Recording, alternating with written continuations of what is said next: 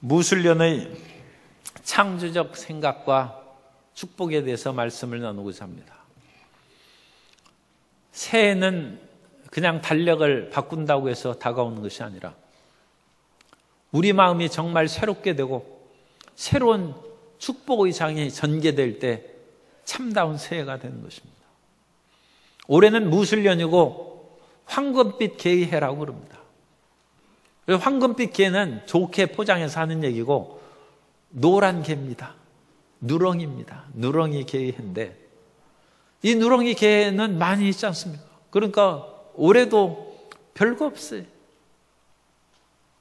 그런데 만일 무술년에 보랏빛 개가 온다면 이거 보랏빛 개는 특이해요. 이거 별로 우리가 찾을 수가 없어요. 2003년에 미국의 작가인 세시 고딘이 보랏빛 소가 온다는 책을 썼습니다. 그런데 보랏빛 소가 온다는 것은 마케팅 전략을 얘기한 책입니다. 수많은 진열장에 똑같은 상품이 무수하게 있으면 사람들이 그걸 보고 식상해서 뭐 별거 없군 그러면서 지나간다는 것입니다. 그런데 거기에서 특이한 어떤 진열을 그런 상품이 있으면 가다가도 돌아보고 저게 뭔가 다시 와서 보는 것입니다. 그런 아이디어로 진열을 하고 상품을 팔 때 그 사회가 그 회사가 성공한다는 것입니다. 그런 아이디어를 이 세시 고딘이 그 프랑스를 여행할 때 그것을 생각했어요. 프랑스를 여행할 때 차가 초원을 달리는데 수많은 소들이 막 풀을 뜯어먹고 몰려드는 것을 보고 처음에는 참 대단하구나 생각을 했습니다. 그런데 어느덧 똑같은 장면이 계속되자 더 이상 쳐다보고 싶은 마음이 없어졌어요. 그런데 그때 만일 저기에 보랏빛 소가 다가온다면 눈이 번쩍 뜨여서 다시 볼 것이 아닌가 그런 생각을 하고 그 글을 썼다는 것입니다. 그래서 이 세스 고딘의 생각처럼 인간의 창조적인 생각이 새로운 삶을 만들고 새로운 회사의 번영과 성공을 가져올 수 있다는 것입니다. 올해 2018년도에 우리 성도님들은 어떤 생각, 어떤 창조적이고 새로운 생각을 하셨습니까? 그것이 진정한 새해를 만들지 달력만 바꿨다고 해서 우리 삶이 변하는 것이 아닙니다. 생각이 바뀌면 새 삶이 다가오는 것입니다. 그러면 우리가 새로운 창조적인 생각을 어떻게 얻을 수가 있습니까? 첫째로 창조적인 생각은 하나님 말씀에서 오는 것입니다. 하나님의 말씀은 창조적인 변화를 가져옵니다. 따라서 하세요. 하나님의 말씀은 창조적 변화를 가져옵니다. 창세기 1장 1절에 태초에 하나님이 천지를 창조하시니라. 땅이 혼돈하고 공허하며 흑암이 깊은 가운데 있을 때 하나님의 영은 수면 위에 운행하셨다고 했습니다. 하나님이 처음 창조하실 때 혼돈하고 공허하며 흑암이 깊은 가운데 있어요. 그런데 그때 하나님이 말씀하셔서 빛이 있으라 하며 그 어둠 가운데 빛이 쫙 비치고 온 우주의 삼라만상이 창조되기 시작했습니다. 그래서 하늘의 별을 보십시오. 얼마나 아름답습니까? 아름다운 이 우주의 만물이 하나님께서 혼돈과 무질서의 아무것도 없는 상황에서 창조하신 것입니다. 우리 삶 가운데 힘들고 어렵고 모든 것이 죽은 것 같은 삶이 있을 때 하나님의 말씀이 우리 속에 다가오면 그 말씀이 새로운 창조의 역사를 나타내 줍니다. 에스겔은 포로기 선지자입니다. 포로 때의 선지자는 나라가 망했어요. 그래가지고 포로로 붙잡혀갔어요. 모든 것이 죽고 허물어진 때입니다. 그것은 에스겔이 본 마른 골짜기, 마른 해골 골짜기 그 환상에 연결이 됩니다. 모든 것이 이스라엘의 모든 것이 죽어버리고 죽은 지 오래돼서 도저히 소생할 길이 없는 처참한 상황이었다. 그러한 처참한 상황이었는데 그것을 어떻게 살아납니까? 말씀이 임하자 그 마른 뼈들이 살아나는 것입니다. 에스겔 37장 4절 이하에 보면 또 내게 이르시되 너는 이 모든 뼈에게 대언하여 이르기를 너희 마른 뼈들아 야훼의 말씀을 들을지어다. 주 야훼께서 이 뼈들에게 이같이 말씀하시기를 내가 생기를 너희에게 들어가게 하리니 너희가 살아나리라. 너희 위에 힘줄을 두고 살을 입히고 가죽으로 덮고 너희 속에 생기를 넣으리니 너희가 살아나리라. 또 내가 야훼인 줄을 너희가 알리라 하셨다 하라. 이에 내가 명령을 따라 대언하니 대언할 때에 소리가 나고 움직이며 이뼈 저뼈가 들어맞아 뼈들이 서로 연결되더라. 마른 뼈와 같이 모든 것이 죽어버리고 재기할 가능성이 없을 그때에도 하나님의 말씀은 창조하십니다. 우리는 믿음의 조상으로 아브라함을 존경하고 사는데 아브라함이 정말로 온 집이 헝클어지고 무너져서 혼돈하고 공허하며 흑암이 깊음 가운데 있는 삶이었습니다. 창세기 11장 27절 이하에 보면 데라의 족보는 이러하니라. 아브라함의 아버지가 데라입니다. 데라는 아브람과 나홀과 하란을 낳고 하란은 롯을 낳았으며 하란은 그 아비 데라보다 먼저 고향 갈대아인의 우르에서 죽었더라.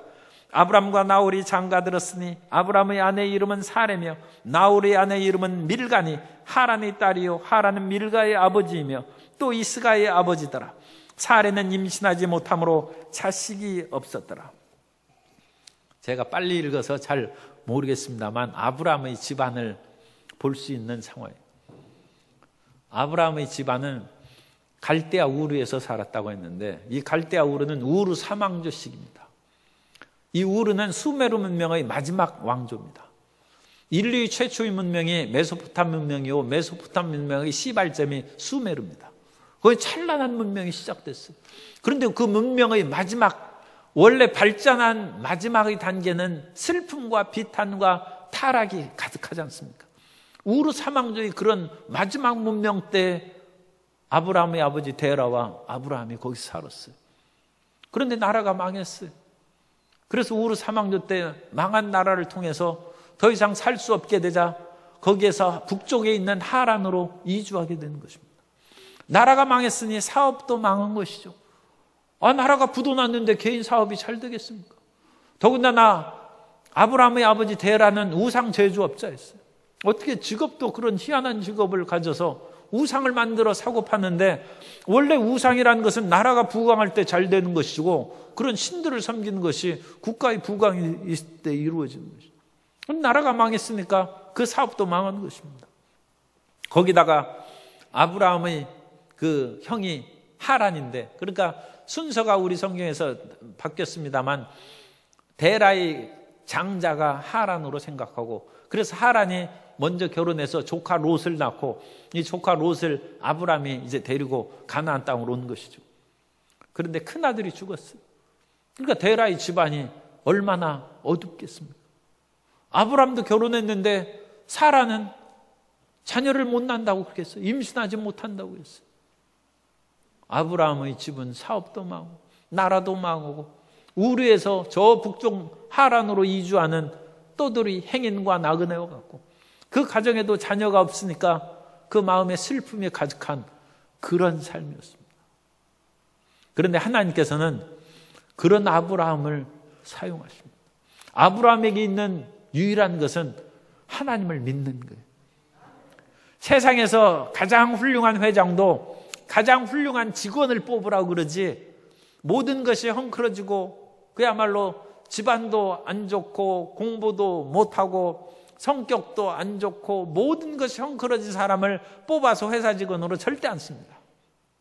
그런데 성경에 보면 너희의 부르심을 보라. 너희 가운데 가문이 좋은 자가 많지 않고 학벌이 좋은 자가 많지 않고 지혜로운 자가 많지 않고 여러 가지로 비천하고 낮은 가운데서 하나님의 부르심을 받았다고 사도 바울이 얘기합니다.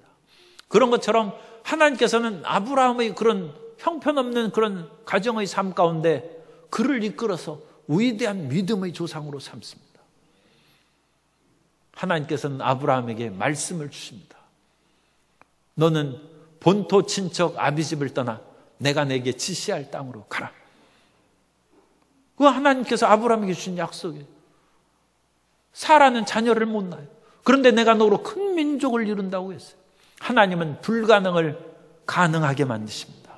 하나님은 죽은 자를 살리시고 없는 것을 있는 것 같이 부르십니다. 보통 사람 같으면 자녀를 잘 낳는 그런 부부를 택하여 너를 풍성한 민족으로 삼겠다 그럴 것입니다. 그러나 하나님은 불임의 사라의 집안을 선택해서 큰 민족을 이루는 위대한 역사를 이루는 것입니다. 그 위대한 창조적 역사가 어디에서 나타납니까? 말씀에서 임하는 것입니다.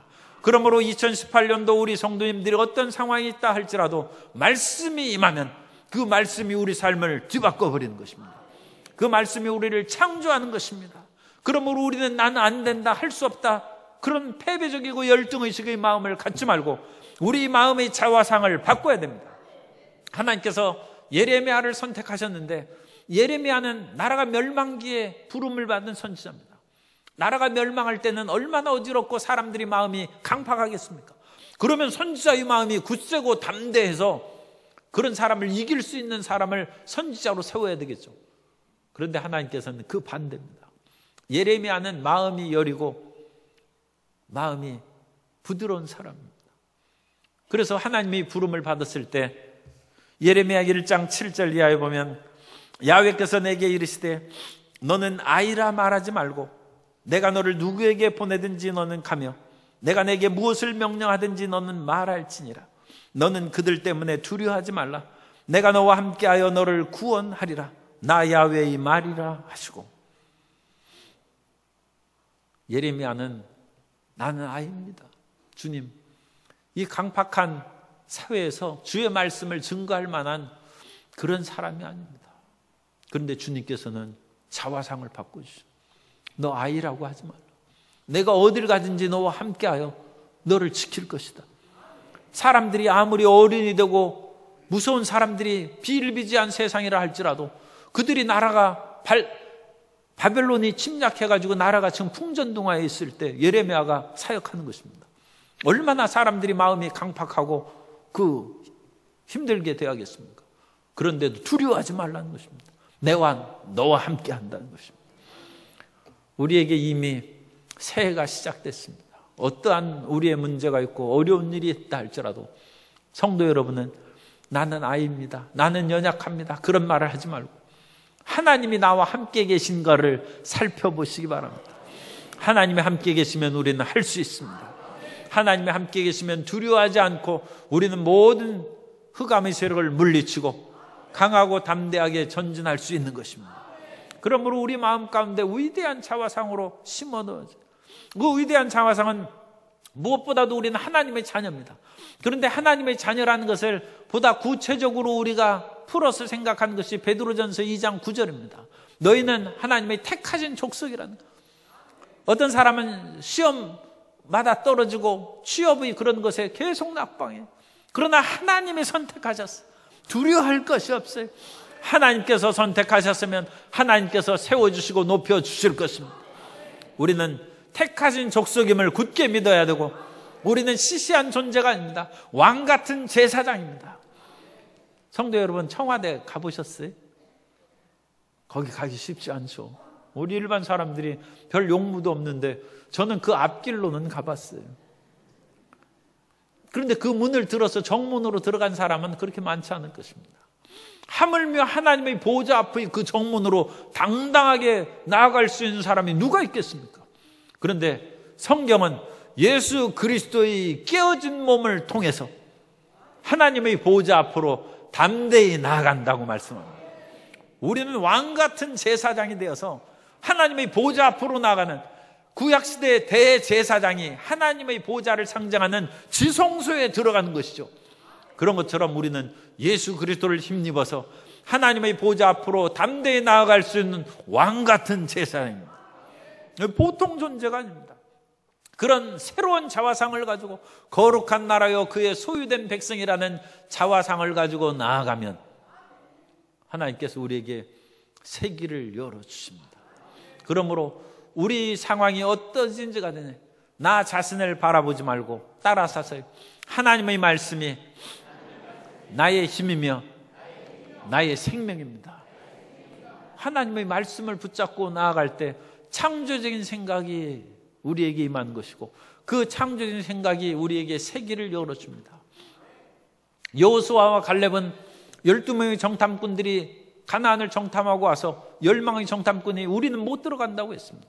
그러나 여호수아는 갈렙 민수기 14장 8절 이하에 야훼께서 우리를 기뻐하시면 우리를 그 땅으로 인도하여 들이시고 그 땅을 우리에게 주시리라. 이는 과연 젖과 꿀이 흐르는 땅이니라. 하나님의 말씀을 의지하고 젖과 꿀이 흐르는 가나안 땅으로 들어가는 축복을 얻게 되시기를 주님 이름으로 축원합니다. 우리에게 받을 축복은 하늘에서 떨어지는 것이 아니라 말씀을 붙잡고 전진하면 주님께서 그 약속의 말씀대로 우리에게 복을 주시고 우리 앞길을 형통하게 해주신 것입니다. 두 번째로 창조의 영이신 성령님을 통해 창조적인 사람이 된 것입니다. 성령께서는 창조의 영이십니다. 성령께서 오시는 것은 우리의 모든 잘못되고 어두운 것을 변화시켜서 새로운 역사를 만들어 주신 것입니다. 창조는 삼위일체 하나님께서 행하셨습니다. 우리가 하나님께서 태초에 천지를 창조하셨다고 했는데 그 내용에 보면 땅이 혼돈하고 공허하며 흑암이 깊음 가운데 있고 하나님의 영이 수면 가운데 운행하신다고 했습니다. 하나님의 영은 성령을 말합니다. 성령이 수면에 운행하신다는 것은 성령이 혼돈과 무질서 가운데 성령의 바람이 불어온 것입니다. 성령의 바람 같은 역사가 그곳에 있었고 그때 말씀이신 예수님께서 빛이 있으라는 그 말씀이 나아가자 빛이 창조된 것입니다. 그러므로 성부 하나님, 성자 예수님, 성령 하나님의 삼위일체의 창조 역사가 있는 것인데 따라서 성령님은 창조의 영입니다. 따라서 성령님은 창조의 영이십니다. 성령님 나를 창조하여 주옵소서. 이 보통 이제 우리가 자신을 가질 수 있는 것이 아니에요. 우리는 무기력하고 연약하지만 이 온 우주 만물을 창조하신 성령께서 그리스도 예수로 말미암아 우리와 함께 계심으로 내가 새롭게 창조되는 것입니다. 봄에 바람이 불면 나무들이 싹이 나고 이제 꽃이 피고 살아납니다. 그런데 그 봄에 나무들이 싹이 날 때 바람이 불어요. 이 늦겨울 봄바람에 막 바람, 그럼 나무들이 막 떨립니다. 그 나무들이 떨리면 그 혈액순환이 되는 것처럼 이 모든 기관에 가지고 물이 끓어오른다. 그래가지고 하나님께서 희한하게 바람을 불어가지고 모든 나무나 그런 것을 깨우는 거예요. 막 흔들. 그래서 옛날에는 우리가 성령 충만함을 받으면 막 흔들었어요. 손을 흔들고 그랬어요. 우리가 그 바람의 역사로 우리 모든 것을 깨어나게 하는 거예요. 성령이 우리에게 불어오면 우리의 죽은 영혼이 깨어납니다. 그래서 우리가 거듭나는 것이라고 성경은 말씀합니다. 성령의 바람이 불어오면 우리의 비전 없고 무기력한 인생이 깨어나는 것입니다. 그래서 우리 속에 꿈과 비전이 솟아나는 것입니다. 예수님께서는 성령의 바람이 불어오면 거듭난다고 요한복음 3장 6절 이하에서 말씀합니다. 육으로 난 것은 육이요 영으로 난 것은 영이니 내가 내게 거듭나야 하겠다는 말을 놀랍게 여기지 말라. 바람이 임의로 불매 내가 그 소리는 들어도 어디서 와서 어디로 가는지 알지 못하나니 성령으로 난 사람도 다 그러하니라. 성령의 바람이 불어오면 우리가 죽은 영혼이 거듭나는 것이고 성령의 바람이 불어오면 우리 모든 사람들의 꿈과 비전이 생깁니다. 요엘서 2장 28절에 보면 그 후에 내가 내 영을 만민에게 부어주리니 너희 자녀들이 장래일을 말할 것이며 너희 늙은이는 꿈을 꾸며 너희 젊은이는 이상을 볼 것이며. 자녀의 장래일이나 나이 들어서 꿈을 꾸거나 젊은이가 이상을 보는 거 다 마찬가지입니다. 내일에 대한 비전이 가득한다는 것입니다. 성령은 따라서 성령은 내일에 대한 비전을 주십니다. 새해가 왔는데 앞길이 캄캄한 거예요. 뭐 아무 비전도 없어요. 소도 언덕이 있어야 그 비빈다고 그러는데 기댈 데가 없어요. 그러나 성령을 의지하시기 바랍니다. 성령은 우리를 살리실 뿐만 아니라 꿈을 주십니다. 성령의 그런 꿈이 우리에게 직접적으로 부딪히면 말할 수 없는 역사가 일어나지만 옛날 사람들도 실망하지 않고 꿈을 가진 사람에게는 위대한 역사가 이루어졌어요. 고산 윤선도 선생이 유배를 와서 해남에 사는데 벼슬아치가 귀양살이로 왔으니 얼마나 좌절하겠어요. 그러나 그 속에서 한글을 깊이 연구하고 어부사시사와 같은 시조문학을 그렇게 이루었어요. 그래서 고산 윤선도 선생은 그분이 얼마나 높은 벼슬을 하고 얼마나 관리 생활을 했는지 그것이 오늘날 우리에게 기억되는 것이 아니라 시조문학의 대가로 기억되는 것입니다. 좌절하지 아니하고 꿈을 갖고 살았어요. 정약용 선생은 강진의 유배대에서 19년 동안 유배사를 했는데 그 속에서 꿈을 갖고 부지런히 책을 읽어서 목민심서와 경서유표 등 수많은 500권의 책을 썼어요. 이건 세계적인 국보입니다. 사실은.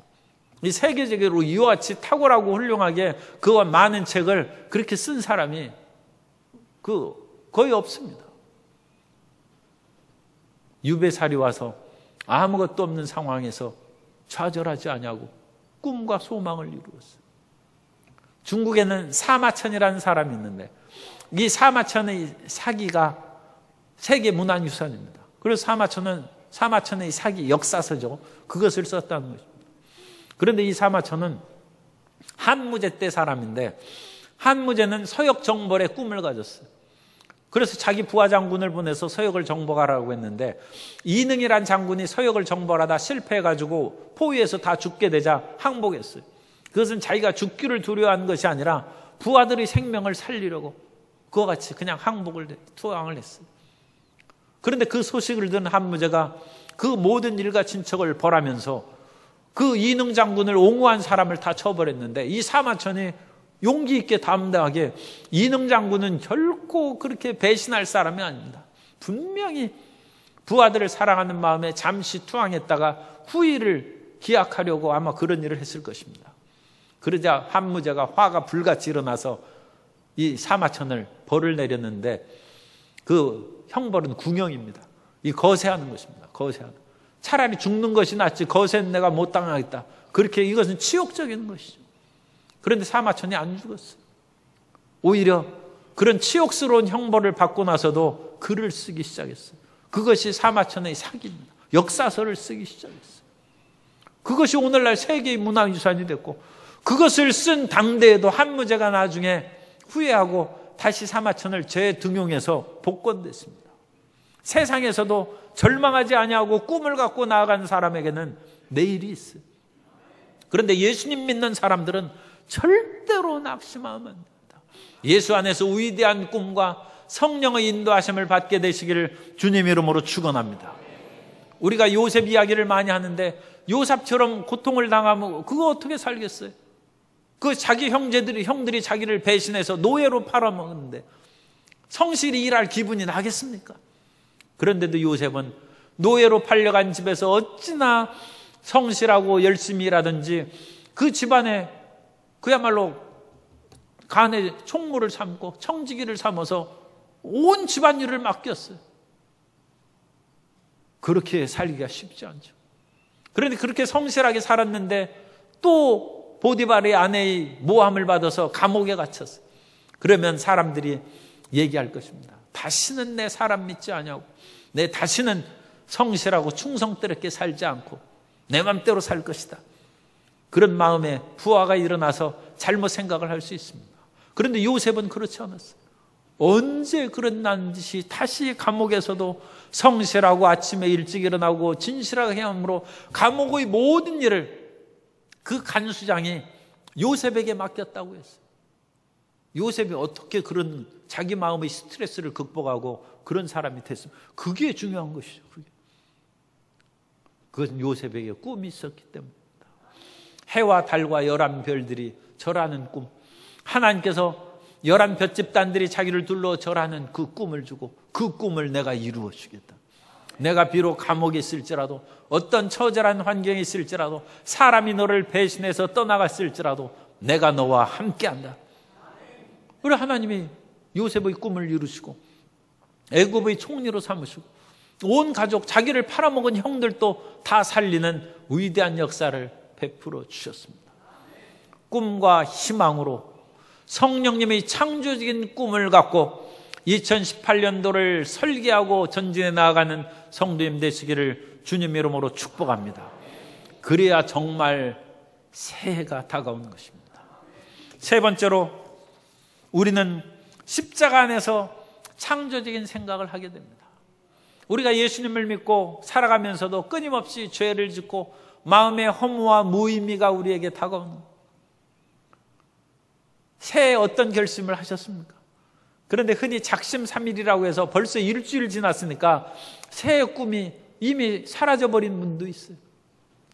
또 2017년 그 이전과 같은 반복되는 해가 계속되겠지. 그렇게 생각하면 그렇게 되는 것입니다.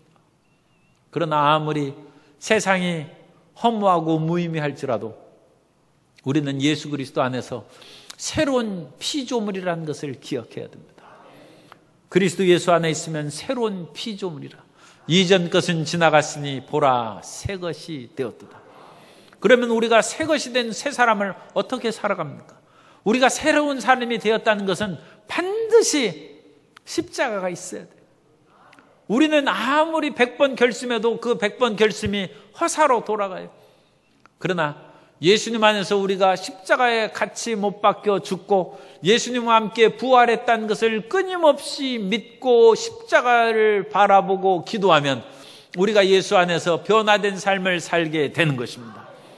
십자가가 우리를 창조적인 삶의 길로 인도해 줍니다. 우리가 아무리 죄악이 많고 끊임없이 죄를 반복한다 할지라도 예수 믿는 사람이 안 믿는 사람의 죄 짓는 것과 다른 것은 우리는 죄 짓고 십자가를 바라보기 때문입니다. 예수 그리스도를 믿는 사람은 죄를 짓고 십자가를 바라보면 그 죄의 허물이 용서함을 받을 뿐만 아니라 우리의 죄된 육신이 점차 힘을 잃어버리고 하나님을 향한 사람으로 점점 변화되는 것입니다.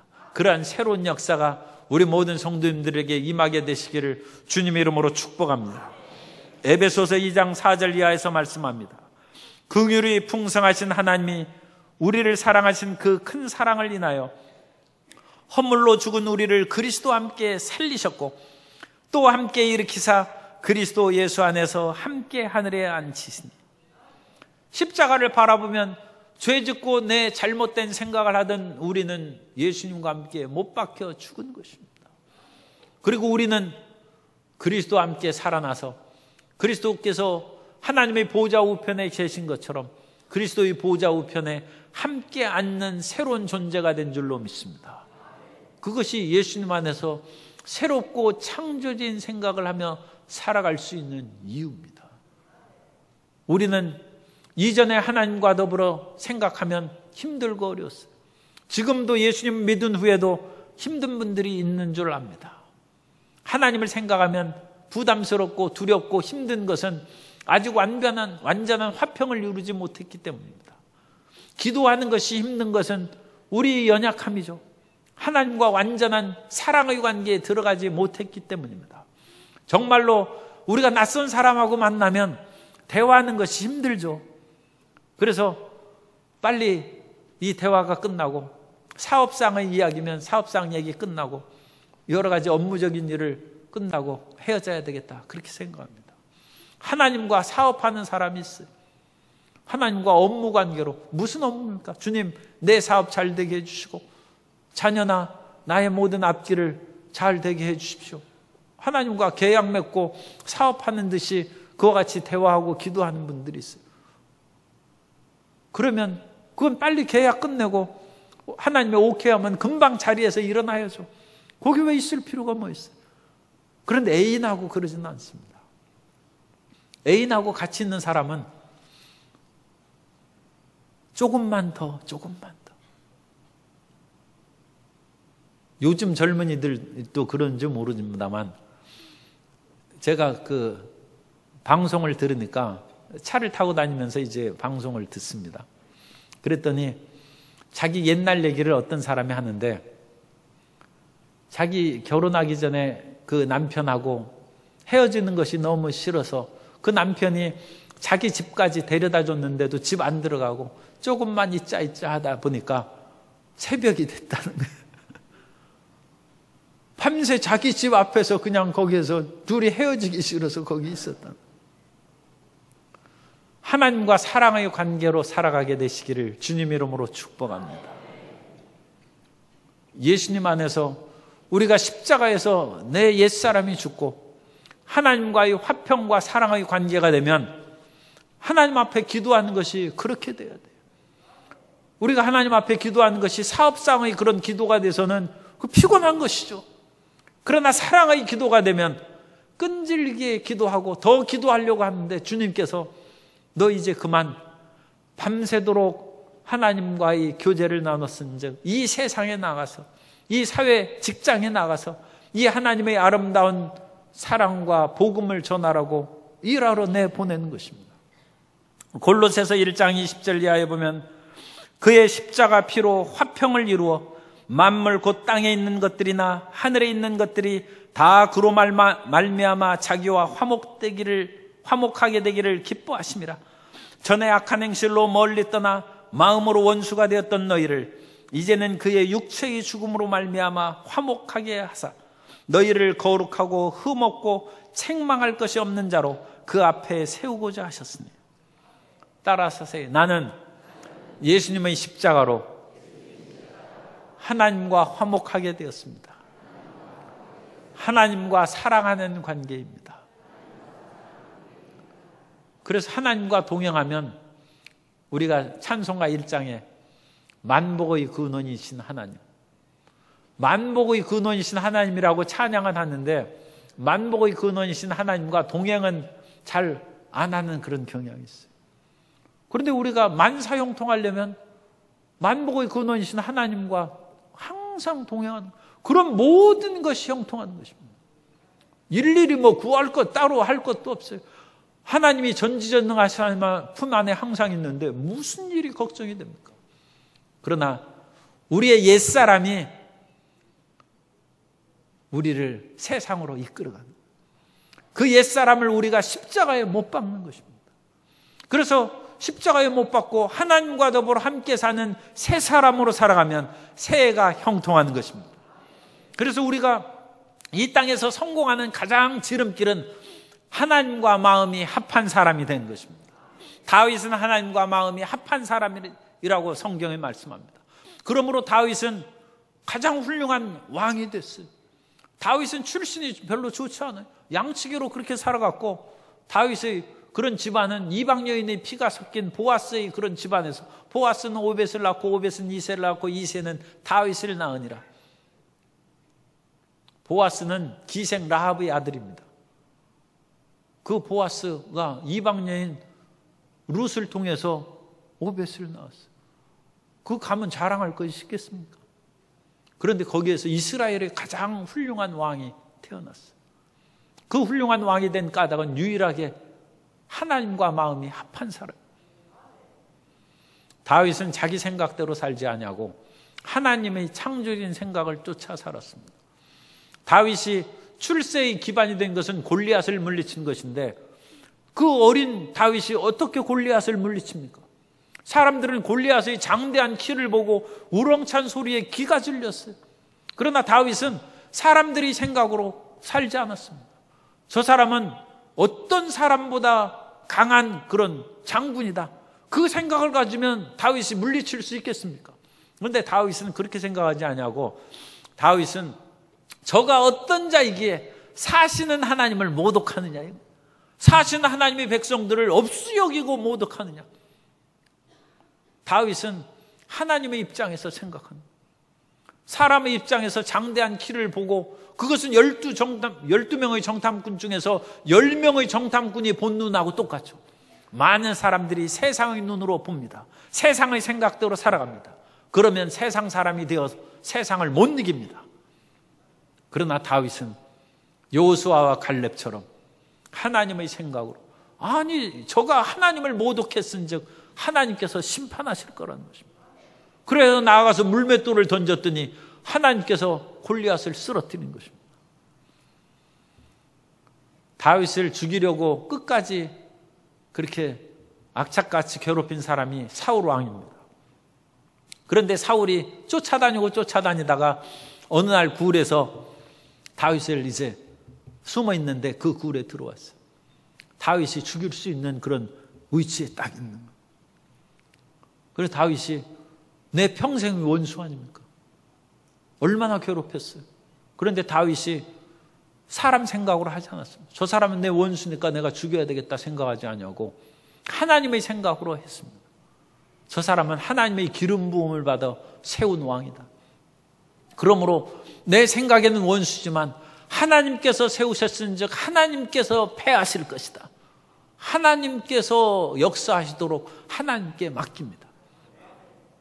그래서 다윗은 하나님의 생각에 부합한 사람이란, 하나님의 생각에 부합한 즉 다윗이 잘못했습니까? 사울에게 붙잡혀 죽었습니까? 그렇지 않습니다. 오히려 다윗은 승승장구해서 모든 열방의 족속들을 다 복속시키고 다윗과 솔로몬의 제국이라 일컫는 화려한 제국을 세웠습니다. 하나님의 마음에 합한 사람으로, 하나님의 생각에 합한 사람으로 살아가시면 2018년도가 위대한 승리로 다가오게 될 것입니다.